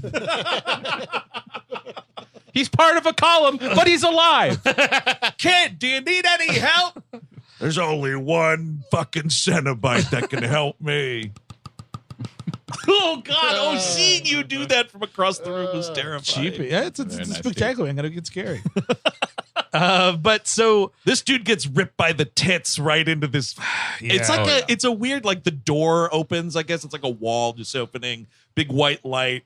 Dude, poor Phil gets the fish hooks in his titties and they pull him through. Classically speaking, not what you expect to see when you're going to hell. Yeah. Big bright light, but hey, sure. you know. That hell dog is waiting for it. Sure. It's assumed that the hell dog gets him behind the wall. Yeah, I think so. Because Pinhead walks out way too fast for him to be doing the deed. No. Yes. But this is the Pinhead entrance. Clocked it, by the way, 36 minutes, which I have to say, that's too long of a wait for Pinhead to be doing. Because you see him briefly at the beginning, but this is where he starts. And Doug Bradley, I have to say, I've literally, I don't think, seen him in anything but Hellraiser movies. Maybe he's popped up in something else and I haven't noticed it. But like this, I feel this movie, he's really getting to talk a blue streak, and he's a good actor. Yeah, he's fun. He does a really good job of doing it. You know what I mean? And I think it's what holds this movie together with Scott. He's the Scotch tape holding this movie together. Absolutely. And like, again, to Eric's point, I don't even need him 35 minutes in if the movie's better. But if the movie's this bad, you might as well get him in there. You know what I mean? True. And there's even cut back to him just waiting. Just checking his pin watch. Their antagonism isn't really well defined. Sure isn't. Like, I don't know, like they don't like each other, and then later in the movie, she's just one of his Cenobites, and it's so weird because he's also just like, oh, princess, like she's the devil princess. Yeah, sure. And he's like, oh, hell has gotten so much more ordered now than you're accustomed to. Yes, there's a Starbucks drive-through on every block. This is not a room. It's a Holocaust waiting to erase itself. You know what, Pinhead? Maybe back off. Yep. All right, motherfucker. Damn. Yeah, we know that technically the word means great fire. Sure. Okay, but Pinhead, you should know, man. You know, you missed it by like 30 years. You were wrapped up in hell at this point. But something happened, dude, and they started calling it the Holocaust. And now it's kind of what everybody thinks when you hear that word. You see me pissing on your suffering enjoyment? Huh? You see me doing that? No. Oh, fantastic. Now, please provide me with a list of all the words old Pinhead can't say anymore. Dude, 7 words you can't say on television, Pinhead. No. I was just singing along to the Ice Cube song. Apparently one of the words you can't say, at least to him, is pain. Yes, he's like, that's our word. How dare you use the P word in front of me?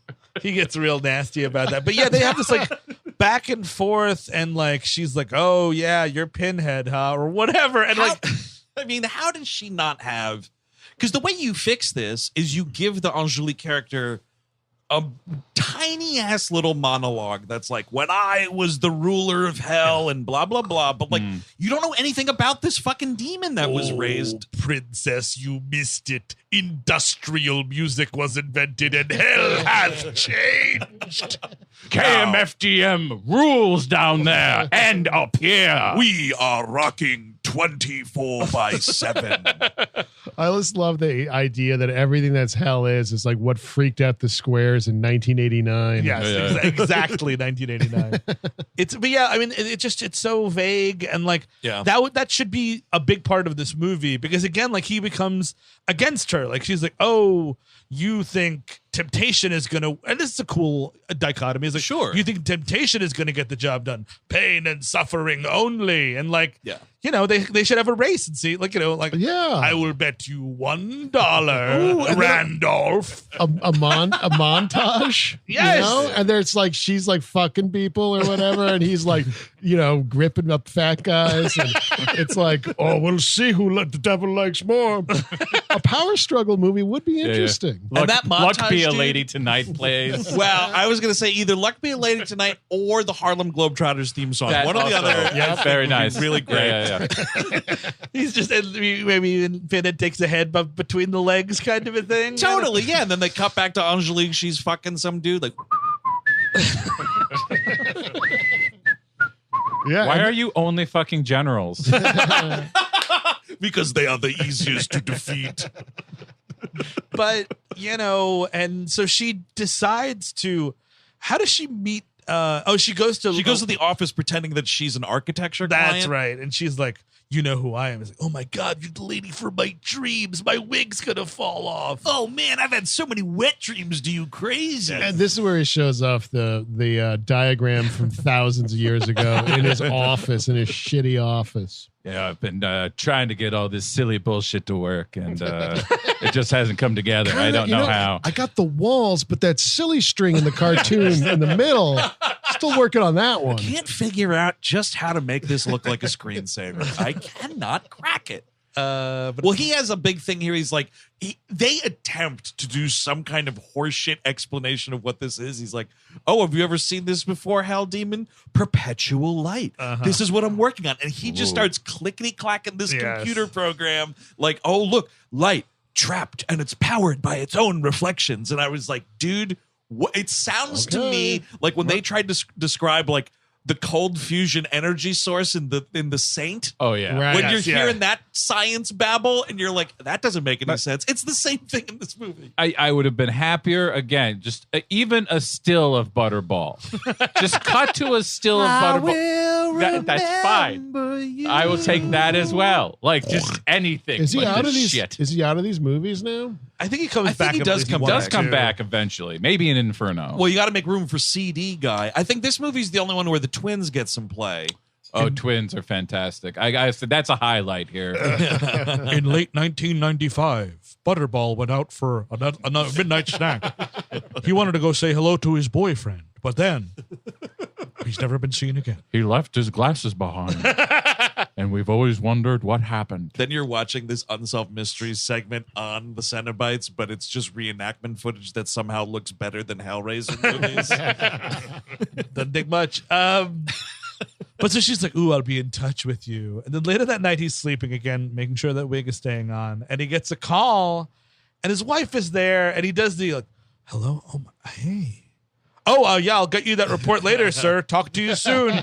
Click. And he's like, man, those guys in Japan just don't know what time it is. Man. And you know what's so stupid, too, is this, because they show Kim Myers, like, she rolls over, you know, and is looking like, who's he fucking? And, like, the movie, like, what are you even bothering for that shit for? You're not going to set anything up with that. Nothing's built up with that possibility. Nope. It's never mentioned again. I'm not even sure that they fuck because he goes to see her and then the movie cuts to I don't think there's any sexual intercourse here. Yeah, okay. Because he goes to see her and then she's like, oh, maybe you could help me out. And then Pinhead is just like, this is taking too long. He's in the test audiences. I'm going to fill out this comment card and I'm going to fill it the fuck out. Angelique, have you seen these cards? They mostly mention you. You're not working out. I put an awful lot of twos down. But he's like, oh, what will... I think he's talking to the dog. You know what I mean? He is talking to the dog at one point. So funny. Which I need a shot. I mean, fuck them for not having this. Pinhead on whatever weird industrial music themed throne he's on. Sure. Right? And then the dog like by his side and he's petting it and it's gross. Sure. But would that be... Would doing kindness to the dog be out of character for him. Oh, he just good like hitting call. the dog or something. Well, no, then the dog bites his hand and he's like, excellent. he turns up the Lords of Acid just so because that's what the dog really likes is the music. But the movie cuts from that phone call scene directly to these two twin security guards. These security guards, by the way, twin security guards, seen it done better already in Terminator 2. Absolutely. Oh, big time. But this thing of like they're checking like all the doors. And what he's like, well, there's not supposed to be a door here. It's not on the chart. They have a door chart. Yes. A chart of where all the doors are. Yeah, and they have to make sure the doors are there. And now we have one extra one. That's it. That's their job. All right, guys. No, intruders, whatever. Just count all the doors every night.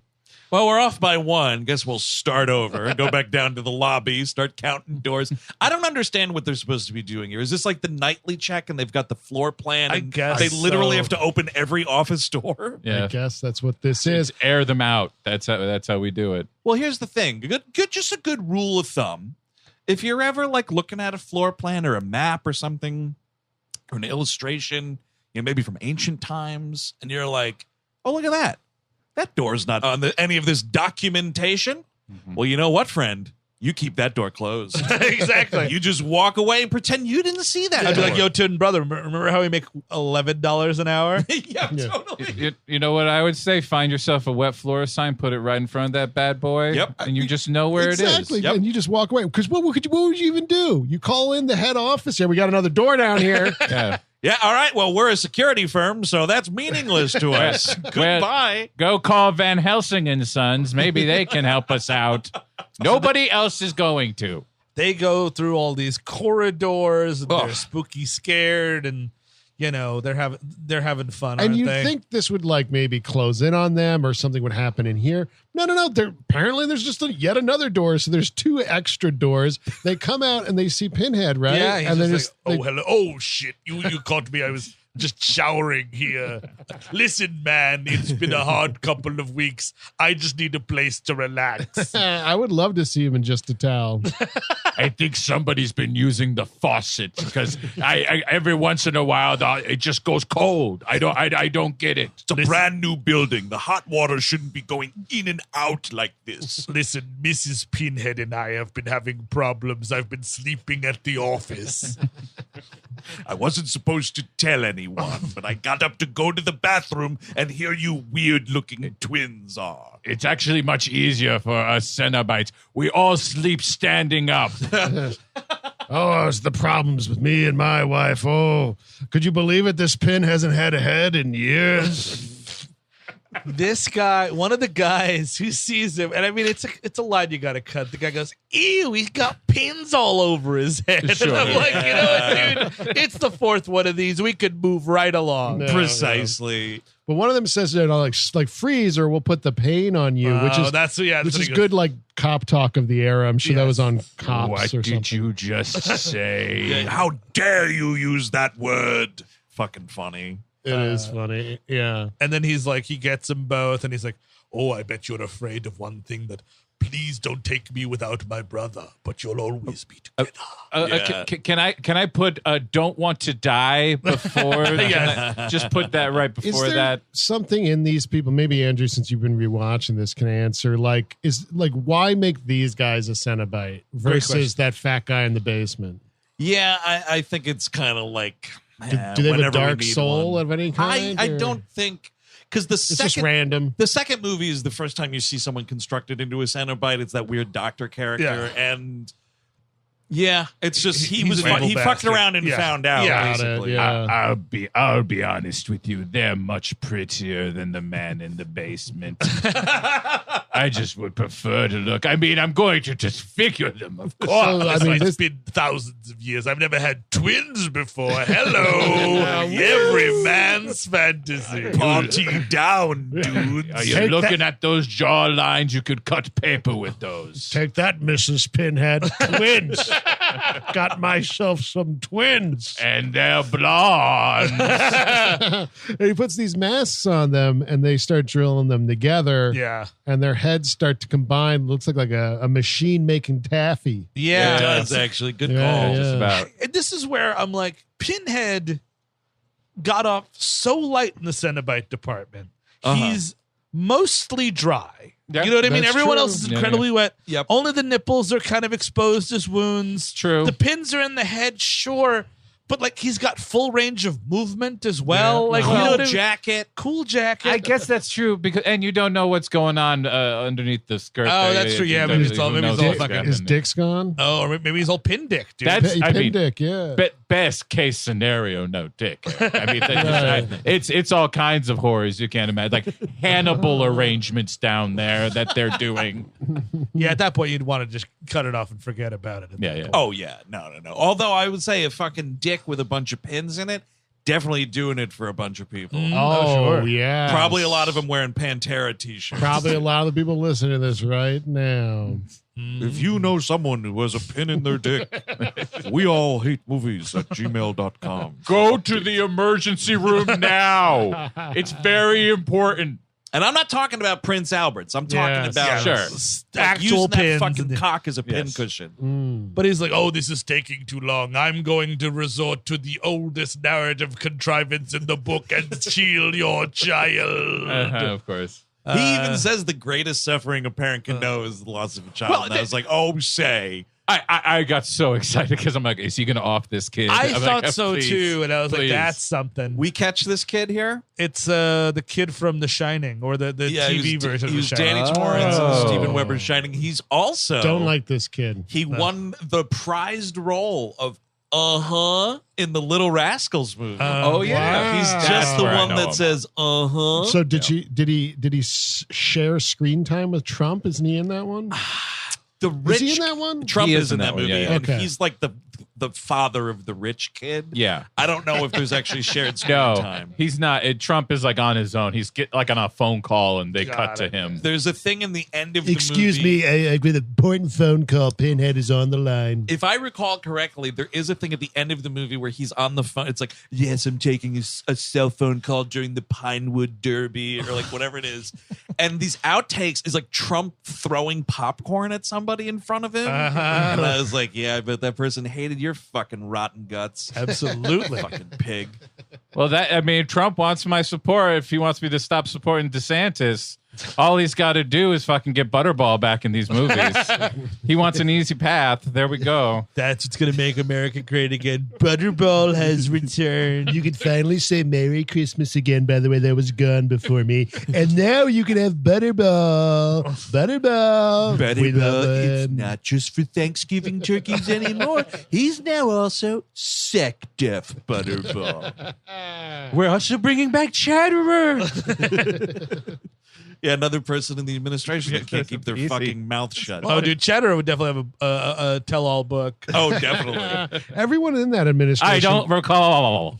looks like they could have been Cenobites. Like Absolutely. Stephen Miller, Jared Oh. Kushner. Like, oh. Kaylee McInerney. Oh, absolutely. Oh, yeah, they can all be Cenobites, dude. They Yeah. deserve to be turned into Cenobites, as a matter of fact. But we do know they have pin dicks. At least we know that. Yes, of course. But yeah, the mom goes down to do some laundry in this insane building, and then she's like, something's wrong. And she comes up and she checks all 17 angles of this apartment. This is fucking hilarious because, like, she hears, like, screaming or something and she runs up, and this place looks like fucking Mar-a-Lago after it got tossed by the FBI. Yeah, it does. Oh, my God. I don't What is understand. that? Why the fuck? Pinhead, you're coming to kidnap this kid. You're a powerful demon Yes. from hell. Yeah. This is from the Little Rascals. Why is the house destroyed? He's cutting up like sofa cushions. What are you looking for? Cocaine? That's the problem. Is like this happens, and I'm like, I need to see this tantrum. Like, Yes. because Totally. this, like, that's what it looks like. It looks like he threw a temper tantrum. It looks like Beethoven got in the house. Dude, you're a hell dog, dude. Oh, that would be great if like he comes in. And it's like The Hellraiser franchise could definitely use some fat guy John Candy music. I will just put it out there. Maybe. Oh, do you think it was like a Home Alone situation? Yes. Oh no, I'm slipping on micro machines. The broken Christmas ornaments. No. he put Crisco on the stairs again. All right. Well, hold. I'm not. I'll have to come back later. They're having a party. Wait a second. Is that a standee of Michael Jordan? Boy, that person dancing in the shower looks an awful lot like a blow-up toy for a pool. I haven't seen him since he laid that bet with me. I'll come back tomorrow. There seems to be some gangsters in there doing some nefarious business. Oh, looks like I'll go visit old man Marley across the street until tomorrow morning. Hold on. Snakes. Is he a Cenobite? I don't know any snakes. Snakes. Nope. Don't know no snakes. I love that. Come over here, you horse's ass. How we get me? Oh, did he just call me a horse's ass? Oh, he tried to steal a toothbrush. He is hellbound now. Now, Butterball, you go behind the back. Oh, John Candy, I haven't seen you since you left your son at that funeral parlor. What delicious sights we showed him there. The Cenobite polka. See you soon, by the way. Yeah. But he gets him, and then he just kidnaps the wife too, really off screen. And then big time. And he's like, all right, I'm going to just kind of, everyone else I totally sexually, weirdly maul. But you two are going to be left in this room totally cool. Yep. Don't really understand that change, of course. Yeah. I mean, I guess it's like, he's going to blackmail him into designing the big box to open the gateway. It is kind of just weird to see Pinhead trying to negotiate this shit. It is crazy, too, because you figure once the quote-unquote hero, or let's just say the protagonist here, he has his family kidnapped by the villain. We are rocking into the third act of this movie, and I fucking looked at it, man, and we are talking over 30 minutes left of this motion picture. Well, because you forget we got to go back to fucking space. Precisely, I did. It's the third act of the 90s segment, but then there's we have to do the third act of the space segment. It is so ridiculous in this segment that they kind of dispel Pinhead through the shit in the building. Yes. Then we go to space, and we do the exact same fucking thing. Yep. It's wild. It's fucking wild because it's a very long back and forth cat and mouse. He shows up. They split up, by the way. I mean, dude, we are running afoul of Hell Demon's husband. I am not leaving your side. It is wild where he's like, all right, wife, you go that way. Child, you get in this elevator alone, and I'm going to go this way. And she goes, what? And he's like, don't worry. I have a plan. And I was like, do you? Based on what? Oh my God! Do you know that this that dude dumb? teleported me here? We didn't take a cab. He grabbed my hand, blue light engulfed us, and then I was here. I don't think your plan accounts for that. That's not makeup. That's not a mask. Those are actual fucking pins in his face. He just walks around like that. Nipples too, real. Those nipples and the skin under them rip right off. He made me touch it. It was gross. And you have a plan to defeat this monster. I can't help but notice you staring at the torn off skin below my nipples. Well, feel free to have a poke. They're real and they're spectacular. Touch my nipple holes. Oh, yeah. I am single. I'm not quite good at the mingling. But weren't you a Nightmare on Elm Street 2? Great picture. Great picture. Loved all the bondage stuff in it. Quite fantastic. Freddy, old friend. Old friend. He's a good fellow. Good poker friend. But, they run around. She finds the lament box. So she starts zapping everybody, which is good for her. You know, she knows this. Okay. Sure. She zaps everybody. He sacrifices himself at this point, right? Well, you have the hilarious Pinhead line, because I guess Pinhead doesn't know what a computer is. Oh, he right. just goes, get on the console, toy maker, which means just keep doing your clickety clack shit. Make the magic go faster. Well, then it's just again, because this movie, the structure to do it in this triptych is so fucking stupid. It doesn't give you a chance. I guess the movie thought that you would anchor yourself as the viewer to this actor no matter the time period, but no, unsuccessful. You need an actual actor to do this properly. This segment just ends with the dude gets on the computer, he clickety clacks, he tries to make the machine work, it doesn't, and then Pinhead is like, what sorcery is this? And just decapitates this guy. Oh, it's a pretty good decapitation. It's I like stellar, that, but from where? Well, you get this is where Pinhead is doing his whole I couldn't care less what God thinks. Oh, yes. Oh, what does he think? Oh, he thinks he's Mr. Big Man, does he? Says the guy that dresses up to get his attention all the time. Like the whole hell and God, yes. You're made to do that dance, you fuck. You want to piss him off. You get off on pissing him off, you idiot. And then the way that the segment actually comes to an end is the wife has the box and she says something about like, go play with your dog, asshole. And she does the box on Pinhead and Dominique or whatever her name is. Angelique get sucked into the box. The dog hilariously gets killed, which is funny. It's good to know you No, can the dog gets killed in the them. next act. Does he get killed in both acts? Doesn't she try pressurized? No, he gets yes, pressurized that's to the right. space station. But doesn't she try to do something to the dog too, or does she get one of the Cenobites? Because she does use the she's puzzle just box. she's zapping everybody inside of it. Oh, that's who you meant by everybody. Okay. Yes, sorry. Okay. Yeah. It also got the dog too. We can move on now. And then just cut to space, and I'm like, Jesus, man. Because again, like that is a totally fine ending to a okay Hellraiser movie. If you made it all focused, and by the way, making it in the building's cheap as fuck. Exactly. Sure. And like really, like you get a cast of characters there. There's a sassy receptionist. A couple of character actors would have gone so far in this. Absolutely. big time. But now we're just in space with Rimmer, and Rimmer's like, wow, I believe what you said. So wait, we've been talking this entire time, and there's a demon loose on this thing? and multiple demons. And he's on hold.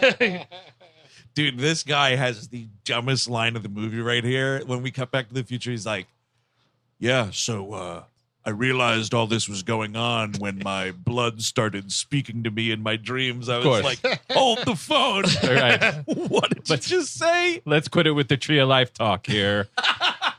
Oh, yes, I saw that memory for when you were a little boy in Texas and you went into the neighbor's house for some reason and went into the bedroom and sniffed that lady's underwear or whatever happened in that movie. And my memories spoke to the sky and my blood knew what the demons were. And now a dinosaur. Pretty good dinosaur. Hello, dinosaur. It is a good movie, though. It's like 17 minutes and 5 kills, which is really impressive because it's like you've got this whole team, and like that again is its own movie. Like Hellraiser in space, that's a movie. I don't like it, but it's a movie. You know what I mean? Yeah. Like, but no, every single one of them dies. Any good deaths here? I kind of well, there's the twins like merging together onto a guy. Oh, that's pretty cool. And it doesn't really. The guy just gets juiced. Like Yes, I don't know what exactly is supposed to be happening. They don't show you, but No, because you never get an actual like wide shot of that kill. It's all in bad close-up. You don't really know exactly what's his happening. pants just get really wet. And They show his like shoes and pants getting wet. Oh yeah, you keep seeing parts of him like fall on the Oh floor. man, I hate that wet pants. That's hellbound shit for sure. But for some reason they recast like while they're in makeup, maybe because the other actors didn't want to be in the makeup. There's different twins, a different brother team playing the Cenobite version. I believe. Really? Yes, like the Polish brothers actually. Oh, really? One of which went on to direct that Gina Carano Western for Daily Wire. Oh, good for him. So that's Hellbound. had devilish sights to show you. Is right there. Oh, that's fucking incredible. There's Yeah. one guy who the first poor bastard that goes in and finds like the fucking holding pen. Yes. His face just gets ripped clear off. That's the only kind of skinless shit we get. Yes, in the it's movie. pretty cool. I like that part. Yeah, that dude's face gets ripped off. That's not bad. And then you have another guy, one of the other security guards. I can't remember. Carducci. Yes, it is. It's Carlucci. Carlucci. Anybody catch Carlucci? No. Chris Cabin especially? I saw the face. I don't got it. No, I don't know. He's the dude who played Scully's brother, Bill. The Oh. Mulder-hating Bill Scully. That just reminds me this movie was definitely filmed in Canada. Oh, yeah. Totally. His death is kind of cool, although they shoot it really poorly. Is Angelique pulls him through the mirror. Oh, yeah. And then like closes the mirror on his head and he gets decapitated. I didn't understand what was going No, on. because the angle at which they filmed the body falling doesn't make sense. It doesn't at all. I rewound it like 3 times, and I'm convinced that that's what they were going for, but just completely failed on it. I was just like, oh, the head's gone. Great. That's cool. And Angelique is now a full Cenobite. She's got her head is flayed open and it's like attached to her shoulders. And it's like, can I not do? I want to be able to use my arms. Well, Steve, it's kind of like the Cenobite version of having to pin your mittens on your jacket sleeve. You don't want to lose the top of your head anywhere. What are you worried about not being able to wear hats anymore? It's also good that this is in space where it's extremely dark, so you don't really get to see any of this shit. No. There's one dude who has kind of, I think, the funniest line in the movie is like he runs around a corner with his big gun and he sees Pinhead standing there. He goes, "Whoa! What planet are you from?" Planet fuck you, buddy. I've got your planet right here. I've had it up to here. They kept me on hold while they told me the whole fucking story of that goddamn toy maker. I had to listen to an elevator music cover of The Girl from Ipanema for 7 hours. Oh, see, that could be a fun moment in the skyscraper movie. They're stuck in the elevator with Pinhead. Sure. Excuse me, no smoking in here. The sign is right there. Yeah, he gets, you get Pinhead reading a copy of High Rise, You get to play with it a little, some ballad fun.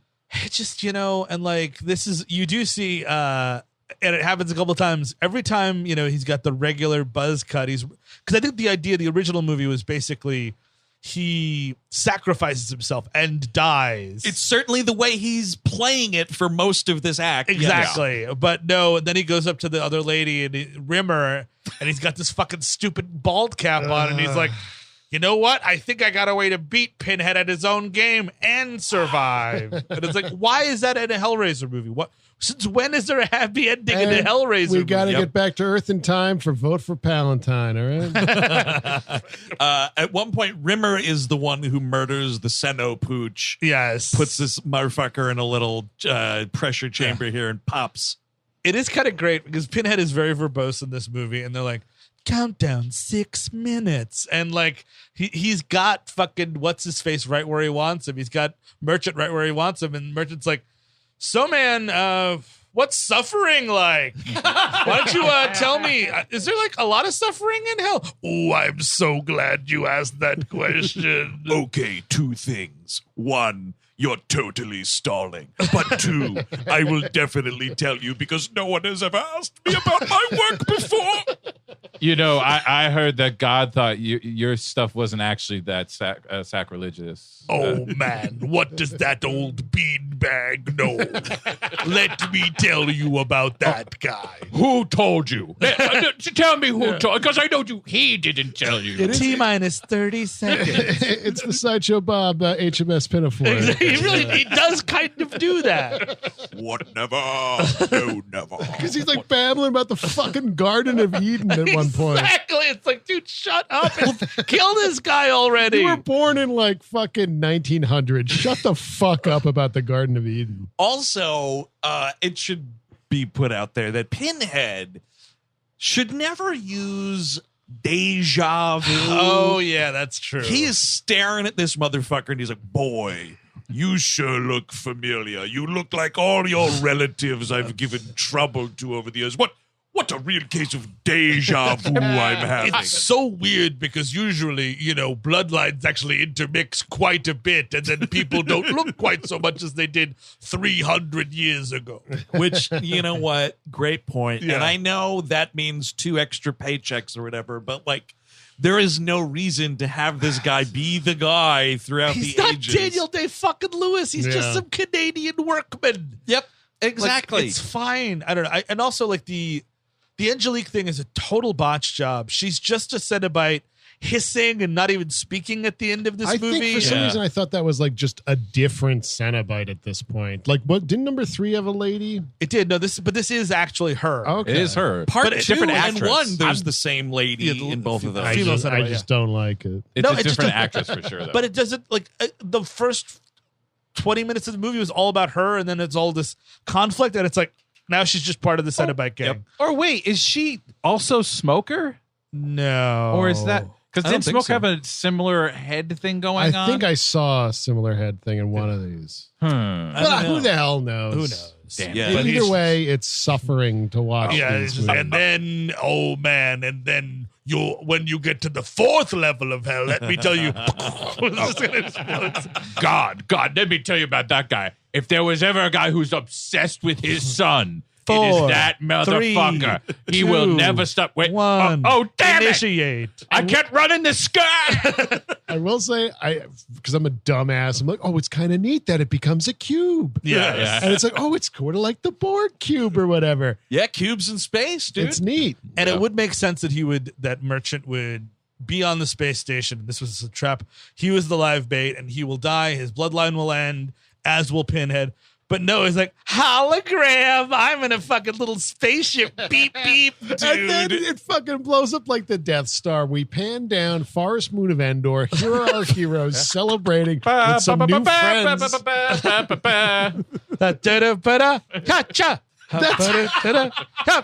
is the ending they give us, pretty much. I mean, we just see the spaceship fly back to Earth, but this happy-go-lucky ending is fucking insane. For a Hellraiser movie. So stupid. Also, this is going to be an international. You now have a hell cube orbiting the planet. Yeah. I think that's going to be a problem. I think that there might be some talk about. The UN might have some fucking assemblies. I thought it blew up, right? Does it blow up? Does it blow up? I think it blows up, yeah. It's containing all this magic energy that he's finally been able to invent 500 years later. You could just blow the thing up? God damn. Yeah, and the debris, though, that will hit Earth would be astronomical. Oh, well, he's fucking yelling, too. He's saying, I cannot die, this, that, and the other thing. And it is fucking hilarious. Like, when it starts blowing up, it's just Doug Bradley standing. Because it's like, how can you, on a low budget, have such an operatic end to this mythical creature? You can't. So it's just a guy standing there while sparks are shooting off.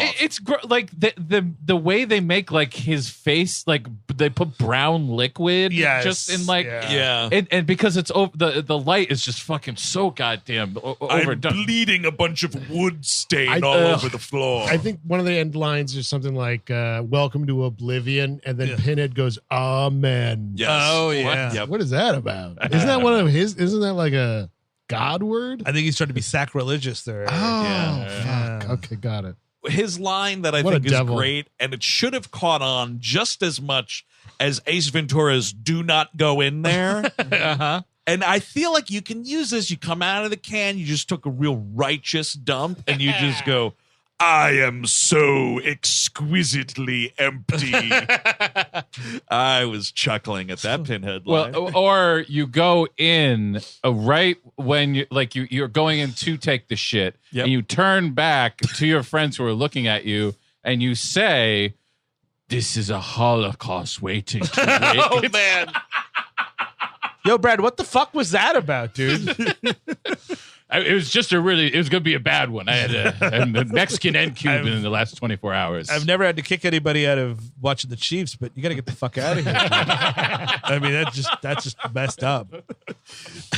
The only thing I liked about this movie is that once that fucking thing blows up, this dude Paul is like, all right, well, it's just a left back to Earth, and it's just, the ship turns, boom, credits, boom. Because we've not told a story of any kind. We don't care about any of these characters. We don't need a stinger. We don't need nothing. I was half expecting like Rimmer to be like, well, on to the next. It would be, like if he appears in the ship at the end, and then it cuts to black. Or anything, something. Just give one me a last scare. If somehow the box is there, like you know what I mean. Precisely. Yeah. Well, because that's if you did Hell Building, I was envisioning like a good ending would be, basically you pull a poltergeist, the building fucking collapses in on itself. Sure. And then wow, we did it. All right, everybody, let's go home. And it's our boy from the 90s and his family. And the lady, they go home and whatever. And then it's like, the vacant lot where the building once stood, and we're going in, dissolving closer through the dust. The wind kicks up some dirt and whatnot, and an old egg crate rolls over, and there's the box still in place. Well, huge mistake, dude. You just described a horror movie. Yeah, what an error. What an idiot. If you were downtown near Hell Building during the events of Hell Collapse, you might be entitled to compensation. Many people have not come forward to take from the fund of the Hell Building that was written. Call 555-1279. Let's go 555 building. Hi. Hi, I'm Paul Saccone from Saccone Law Firm. Is your skin paler than it used to be? Are your nipples extra sensitive and always bleeding? Do you have pins coming out of any part of your body? Has your dog lost all his flesh and chattering teeth? Is part of the skin on your skull pulled over back and pinned to your shoulder blades? Are you just kind of overweight and they call you Butterball? And they gave you some welder's glasses because it looked cool, I guess. In the last 4 years, when you burp, do CDs fly out of your mouth? Do you smoke from your throat? But that is the end of this fucking terrible movie. Recommendations and final thoughts, Eric Siska. Ooh, spooky entrance there for the mind. Anyway, Sure. It's a no from me. It's just Stupid City. I feel like there are elements here that are cool and interesting to potentially explore. The French thing, the space thing, but it doesn't work all together, and it certainly doesn't work in 86 minutes. Totally. Chris Gavin. It's not good, but I kind of have to recommend it because this was the movie that actually got me to watch the first Hellraiser. Oh, that's weird. I had seen the trailer for this one on I think Senior Trip or National Lampoon Senior Trip or something like that. Wow. I had seen the trailer. I was like, oh, that looks cool. I don't know that any other movies of this exist. So I watched this and I was like, oh, I'm going to watch the first one. It was a doorway. I have some warm feelings towards it as such, but it is a piece of shit. So if we ever do Senior Trip, now we know an answer for the VHS. Oh, there it is. Oh my God. Yep. Steve? Yeah, no. It's just a mess. I wish it wasn't, because I actually think, again, there's like 2 or 3 good movies here that you can figure out. I think you can either just do Hell Building, French into Hell Building would also work, or Space. Like, these are all singular movies you can make, but they didn't make any of them, and they made mishmash. And as Eric said, it's 86 minutes. And as good as Doug Bradley is, everybody else in this movie, and I mean everyone else, is terrible. Agreed on that part for sure. Yeah, it's like, just watch them first two. I rewatched them over the last couple days. I had some great fun with them. Sure. And they're well-made movies. And yet the problem, like we've been saying, is when you kind of make 3 movies, you definitely don't make 1 movie. Yeah. And the other side of it too, if they played with it just a little bit, I don't know, a Cenobite driven what am I trying to say, anthology film? Yes. That's kind of something. Yeah. Whatever. Yeah. But that's not what this is. This fucking sucks. Well, it's funny. We were talking about a French version of this. It was supposed to be the guys who did Inside who were supposed to do the remake for the movie at first, and I would have been so on board. Yeah. I mean, we'll see what this one is like. Yeah, but I would have, the guys who did Inside doing a Hellraiser movie would have been incredible. That would have been wild. I mean, as it is, we'll see. This Friday it comes out. This is, of course, why we're doing this. The Hulu Hellraiser? Hulu Hellraiser. Yeah. Hulu Hellraiser. Actually, it would make a great double feature. Yeah, dude, Hulu Hellraiser and then Hubie Halloween double feature. Totally. Hell yeah, do that up. But that is going to do it for the first of several more episodes to come in the 2022 Halloween Spooktacular. If you want more We Hate Movies, of course, patreon.com/We Hate Movies, where this month's WLM, you guessed it, Halloween 78, baby. Ooh, yes, the original masterpiece, by John Carpenter. A lot of fun. We already recorded that one. If you are a Loomis fan, you will enjoy it. Oh, yeah, absolutely. Quite a lot of it. So all of this to come. And we should say, of course, the big Q3 commentary coming out. Thank you very much. The OG 1980 Friday the 13th syncable commentary coming out. And towards the end of this month. That's right. But, that's not all. We've Animation Damnation, Glee Glossary, The Nexus, our Star Trek podcast. There is so Melrose much. 210. We'll be doing Once in a Lifetime. Again, we have a movie called The Sitter, which is good and nuts. It's very spooktacular. It's the bloodiest Lifetime movie I've ever seen. It's true. It really is. From the director of Highlander comes a Lifetime horror-ish movie. Not the Jonah Hill movie, to be clear. Not David Gordon Green's The Sitter. No. About an evil babysitter. And then there's this movie that we're talking about, which is also about an evil babysitter. Also an evil babysitter. But of course, here on the main feed, the Spooktacular continues next week. Steve, what franchise-specific sequel we'll be talking about. Yeah, we're going to record right after this because it's going to take place right after this. It's Halloween 2. We're all going to go to the hospital. That's right. Yeah, that's right. It's one crazy night, my friend. Totally. One crazy day. Halloween 2, obviously the Jamie Lee Curtis. Yes. 1981. Not the zombie. Not Robert Zombie, correct. Yes. No, so next week when we're talking about Jamie Lee Curtis definitely wearing a wig throughout that entire film, I'm Andrew Jupin. Steven Sadak. Eric Siska. Chris Cabin. Take it easy. We all go a little mad sometimes. You know, it's Halloween. I guess everyone's entitled to one good scare, huh? Sometimes that is better. Zombies have entered the building. They're at the door. They're coming in. It is time to keep your appointment with the Wicker Man. They're coming to get you, Barbara. He's sick for fuck's sake. You've seen one too many movies. Nah, Sid, don't you blame the movies. Movies don't create psychos. Movies make psychos more creative. Put the fucking lotion in the bag! What an excellent day for an exorcism. That was a HeadGum podcast.